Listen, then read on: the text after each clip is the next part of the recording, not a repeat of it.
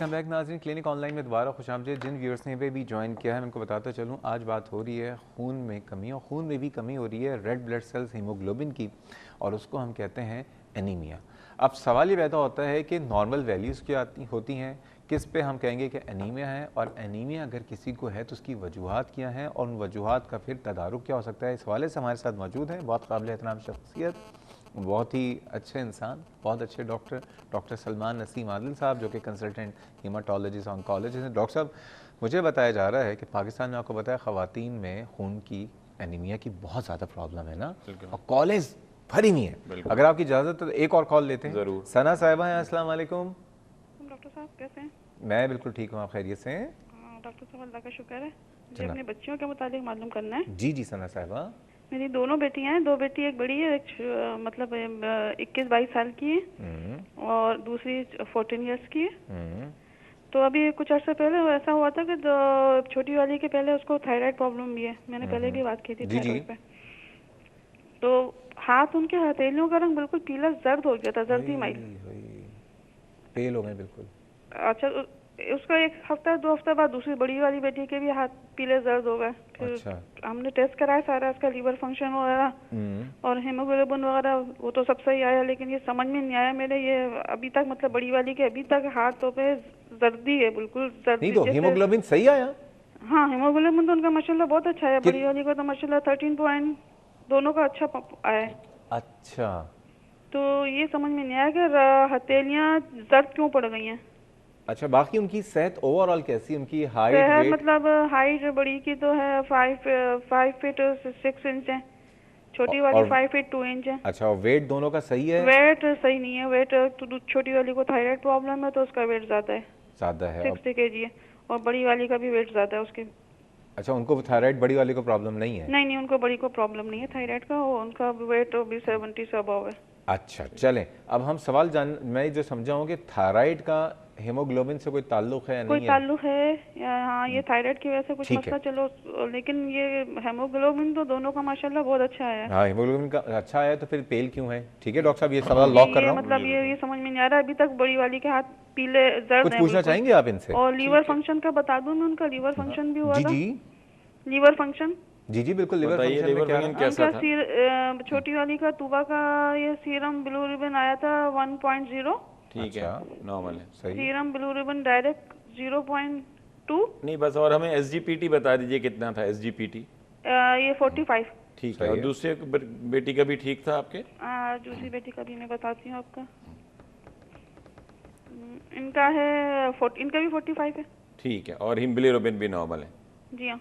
चले जी, बहुत शुक्रिया। बस मुझे ये बहुत परेशानी हो रही है, उनको वो खुद भी बहुत परेशान है कि ये क्या हो क्या रहा है। नहीं, परेशान नहीं हो, खून की बीमारी तो नहीं है। बैकग्राउंड पीछे दर्द आ रहा है ना टीवी पे, इस तरह उनकी हथेलियां दर्द हो गई जैसे जॉन्डिस में हो जाती हैं, तो मैं तो ये डर गई थी जॉन्डिस। गाजरे तो नहीं खिलाती हैं बहुत ज्यादा उनको? नहीं। अच्छा, ओके, क्योंकि कंडीशन होती है जो कैरोटिनीमिया कहते हैं लोग, बहुत ज्यादा गाजर। चलें अभी हम डिस्कस कर लेते हैं। सवाल लॉक हो गए क्योंकि बारी बारी सबके सवालों के जवाब देने।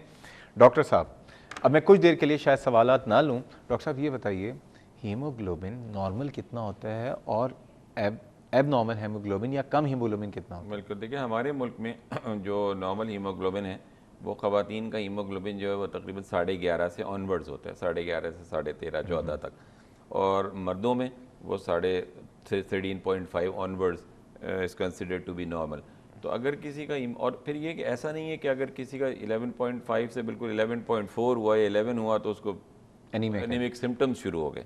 एनीमिया तो लेबल किया जा सकता है, लेकिन एनीमिक सिम्टम्स जो हैं वो यूजुअली ख़वातीन में जब हीमोग्लोबिन 10 से कम हो जाता है या 9.5 से कम होता है तो उस वक्त वो एनीमिक सिम्टम्स शुरू होते हैं। वो कहने का मकसद है कि उस वक्त लोगों को परेशानी शुरू होती है और फिर वो डॉक्टर के पास जाते हैं कि हमें कोई प्रॉब्लम है। बच्चों में क्या रेफरेंस रेट है? बहुत बच्चों में, बिल्कुल छोटे बच्चे न्यूनेट्स होते हैं, उनमें तो हीमोग्लोबिन ज़्यादा होती है, आपको पता है, जैसे वो फिजियोलॉजिकल प्रोसेस है। लेकिन अदरवाइज बच्चों में जैसे वो तकरीबन यही रेंजेस है। अच्छा, बच्चों की भी। अब ये बताइए, हीमोग्लोबिन जो खुसूसन ख़वातीन में या बच्चों में जो कम हो रहा है, ख़वातीन का आज मैं ज़्यादा फोकस इसलिए कर रहा हूँ क्योंकि सारी कॉलर्स ख़वातीन है, क्या वजह है हीमोग्लोबिन क्यों कम हो रहा है? बिल्कुल, वैसे तो हीमोग्लोबिन कम होने की वजूहत बेताशा है, ज़ाहिर है, जो हम आज सब डिस्कस नहीं कर सकते। जो कॉमनेस्ट वजह है ख़ासतौर से ख़वातीन में और बच्चों में, जो वजह है वो आयरन डेफिशिएंसी एनीमिया है, खून में फौलाद की कमी। अच्छा। जो है वो सबसे कॉमनेस्ट। इसके अलावा ब्रीफली ये कि B12 की कमी हो गई, गोश्त कम खाते हैं जो लोग वेजिटेरियन होते हैं, प्रॉपर डाइट नहीं लेते, उन्हें B12 की कमी हो जाती है। ऑटो इम्यून प्रोसेस एक होता है, उसको ऑटो इम्यून हिमोलिटिक एनीमिया कहते हैं, वो अनकॉमन नहीं है, वो बहुत सारे लोग उसका शिकार होते हैं। एनीमिया ऑफ क्रॉनिक डिजीज़, जैसे जो लोग डायबिटीज़ का शिकार हैं, जो लोग किडनी के डिजीज़ का शिकार हैं, उनमें एक एनीमिया होता है, उसको एनीमिया ऑफ रीनल डिजीज़ या एनीमिया ऑफ क्रॉनिक डिजीज़ की कैटेगरी में ले आते हैं। इसके अलावा एंजाइम डेफिशिएंसीज होती है, वो रेयर चीज़ें आज हैं। एक काम करते हैं, सिर्फ आयरन डेफिशिएंसी पे रहते हैं, क्या ख्याल है? ठीक हाँ, है, ठीक है, बिल्कुल। अब ये बताएं, आयरन डेफिशिएंसी या फौलाद की कमी से जो खून में कमी हो रही है हीमोग्लोबिन की, ये क्यों हो रही होती है आयरन डेफिशिएंसी? देखिए, आयरन डेफिशिएंसी का आयरन जो है वो न्यूट्रिएंट है रेड सेल की, यानी रेड सेल्स की ग़िज़ा आयरन है। और भी है, लेकिन हम क्योंकि आयरन डेफिशिएंसी की बात कर रहे हैं तो आयरन कम हो गया। अब आयरन कम क्यों हो गया?